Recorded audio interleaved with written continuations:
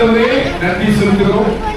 VBS ஊழியர்களை ஆண்டவர்களுக்கு நிறைவாய் ஆசீர்வதித்து இன்றைக்கு இந்த VBS ஊழியத்துடைய நிறைவு நாள் நிகழ்ச்சிக்காக சோதரிக்கிறோம். அதற்கு பிள்ளைகள் பவனியாக சென்று நாமத்தை மகிமைப்படுத்த இருக்கிறார்கள். பவனியோடு கர்த்தர் உதவியாக பெரிய காரியங்களை நிறைவேற்றினார். இயேசு கிறிஸ்துவின் நாமத்தில் ஜெபிக்கிறோம் நல்ல பிதாவே.